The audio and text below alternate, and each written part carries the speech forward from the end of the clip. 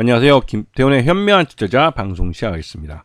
오늘은 에이블 CNC에 대해서 말씀을 드리겠는데요. 에이블 CNC는 우리나라 1세대 로드샵 화장품 브랜드입니다. 이 회사가 이 로드샵에서 3,300원짜리 이 값싼 화장품, 하지만 질은 좋은 그런 거품을 걷어낸 화장품 가격이랄까요? 이런 것을 제시하면서 아주 돌풍을 일으켰습니다. 당시에 여성들 사이에서 입소문이 나면서 특히나 나이가 어린 젊은 여대생이나 하여튼 젊은 여성들이 에이블 CNC의 값싼 화장품을 갖고 화장을 하기 시작했죠. 그러다 보니 이 에이블 CNC는 등장하자마자 돌풍적으로 인기를 얻었고 우후죽순격으로 막 로드샵들이 생겨났습니다. 근데 이제 에이블 CNC의 이러한 성장은 한계를 갖고 있었죠. 왜냐면 이 화장품 가격이 싼 걸로 표현해낼 수 있는 아름다움은 한계가 있었던 거죠. 물론 그러면서 성장이 정체가 됐고 그 성장이 정체가 되면서 이 회사 창업주는 회사를 팔아버렸습니다. 그 타이밍 죽여주게 팔았죠. 그리고 말 그대로 이 M&A에서 승자는 그 창업주였습니다. 그 나중에 이제 지나서 지금까지의 스토리는 그렇다는 거고요. 근데 이거를 인수했던 IMMP는 다시 한번 이 회사를 매각하려고 합니다. IMMP가 여러 가지 외부 부채를 많이 지고 펀드를 많이 만들어서 운용을 했는데 그 펀드들이 대부분 다 수익이 나긴 했지만 이게 계속 몇 년 전부터 한 2년 전부터 이제 금리가 막 오르면서 조달 비용이 너무 많이 들어가는 거예요. 그리고 실제로 엑시이 잘 안 되고 물려버리는 이 에이블 CNC 같은 경우는 그때 당시에 한 4만원, 주당 4만원 가격에 샀는데 지금 현재 가격이 6천원 정도밖에 안 되니까 엄청 손해봤죠. 물론 중간에 배당이라는 걸 받아갔기 때문에 원금이 어느 정도 인수 비용 중에 일부는 줄어든 그런 것들이 있지만 그러면 그렇게 쳐도 손실이 어마어마한 겁니다. 근데 에이블 CNC뿐만 아니라 다른 회사들도 투자하는 회사 중에 좀 돈이 많이 들어간 그런 기업들이 여전히 매각이 되지 않고 주식으로 남아있다 보니까 이런 것 때문에도 IMMP가 이 회사를 팔 수밖에 없는 상황에 도래했죠. 손해보고 팔게 되는. 그래서 이제 에이블 CNC도 한번 매각을 하려고 시도했습니다. 왜냐면 에이블 CNC를 인수할 때 이 IMMP라는 사모펀드 돈만 갖고 인수한 게 아니라 다른 금융회사들에게 차입금을 갖고 와서 그걸 갖고 레버리지를 켜서 인수를 했기 때문에 이 금융회사들 그러니까 대주단이죠. 돈을 빌려준 채권단에 대해서 이 의무를 상환을 해야 되는 의무에 대해서 약속을 이행해야 됐습니다. 그것 때문에 약속을 이행하지 못하는 바람에 이제 기한이익을 상실이라는 그런 상황을 맞게 됐죠. 그래서 또 아이러니하게도 이 에이블 CNC는 이런 그러니까 사모펀드가 인수했다가 제때 매각하지 못해서 채권단으로부터 기한이익 상실당한 그런 종목 중에서 다시 한번 회생을 해서 매각에 성공할 수 있는 그런 종목이 됐다는 스토리를 갖게 됐어요. 그래서 에이블 CNC에 대해서 최근 들어서 채권단 중에 마지막까지 반대하던 애들은 어느 정도 돈을 받고 빠져나갔고 나머지 뭐 당장 급하지 않고 여유가 있는 채권단들은 끝까지 남아서 IMMP가 과연 어떻게 매각을 하는지 그 매각할 때 같이 매각을 하겠다고 남아있는 그런 상황입니다.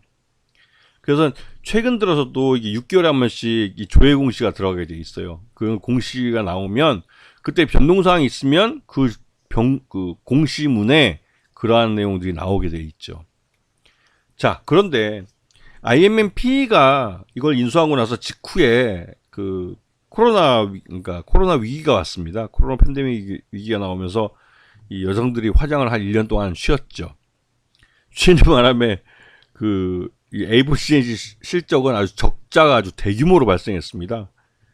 그 바람에 이 창업주는 타이밍 좋게 팔고 나갔지만 이거를 산 IMMP는 진짜 바가지를 썼다는 말을 제대로 듣게 됐습니다.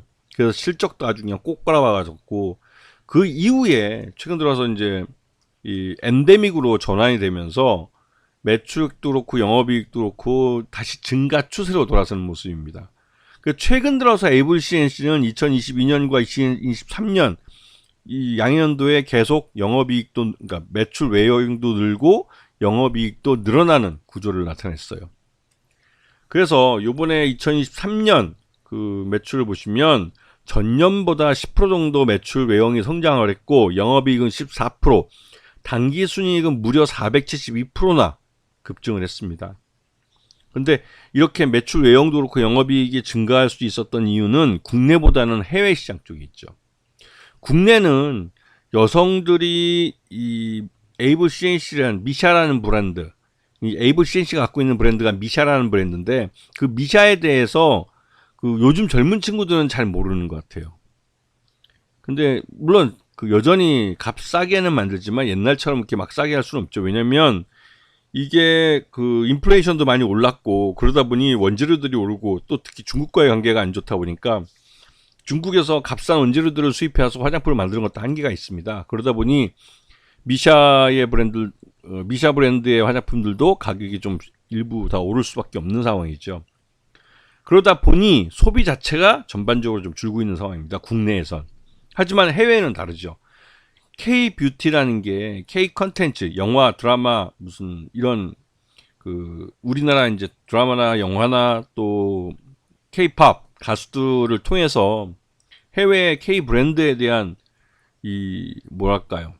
그 동경심이랄까요? 뭔가 좀 이런 것들이 생기면서 이 화장품에 대해서 유럽과 미국과 일본 같은 선진국에서 많이 팔리고 있습니다.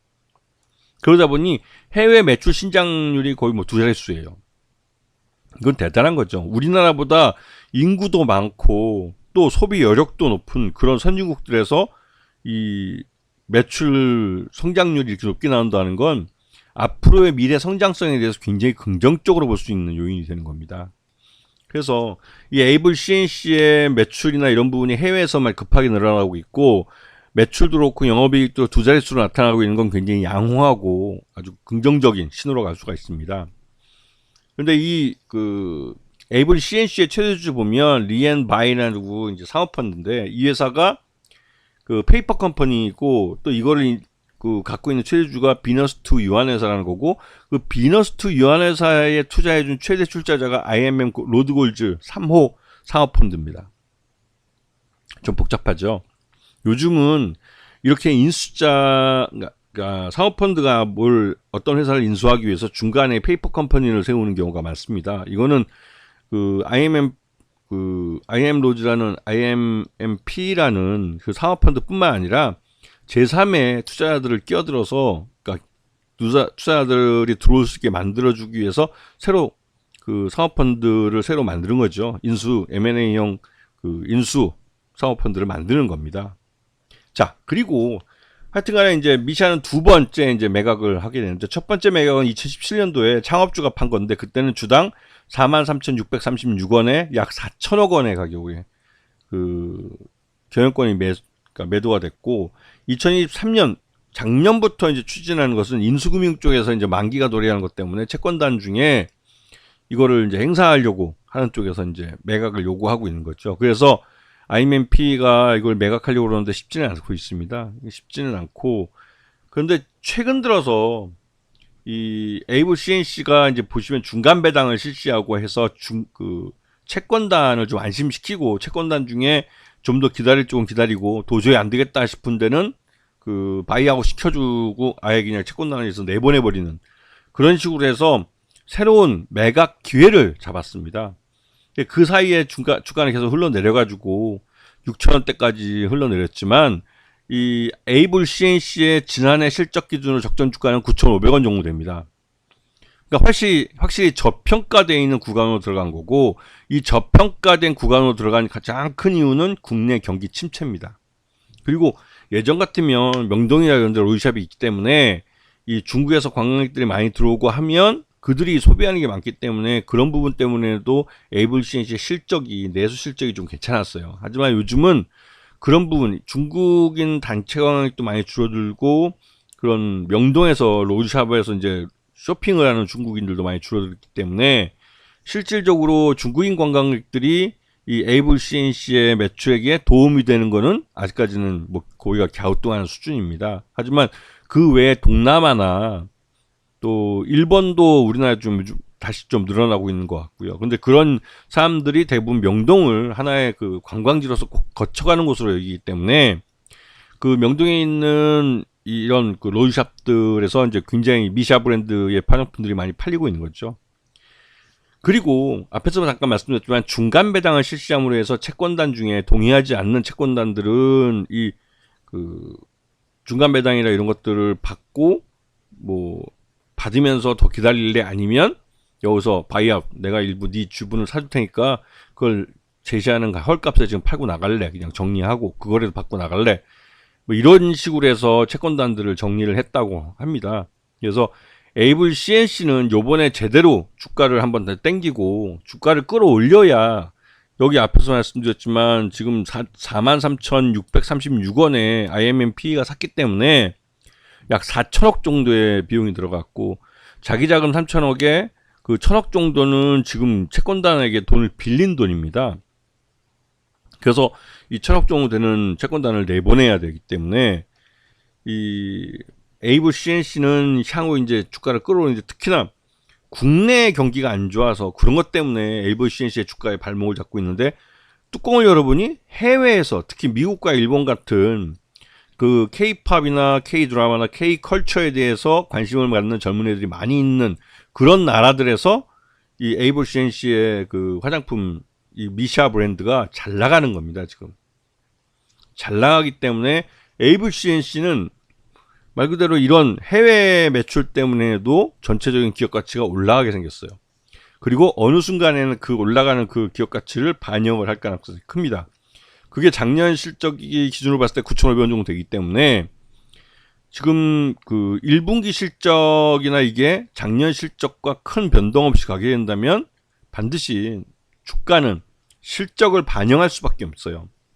그래서 에이블 CNC의 올해 실적이 나름대로 좀 양호하게 나온다면 주가는 다시 한번 방향을 우상향하는 차트를 그릴 가능성이 큽니다. 이런 부분들 잘 보시고 그래야만 이 IMM PE도 이 에이블 CNC를 매각할 수가 있기 때문에 어떤 식으로든 주가 부양을 하기 위한 호재성 재료를 만들어 놓고 그걸 시장에 뿌릴 가능성이 커요. 이런 부분들을 잘 감안해 보시면서 이 에이블 CNC에 대한 기업 가치를 재평가할 필요가 있다고 생각합니다. 자, 오늘 방송 여기서 마치겠습니다. 감사합니다.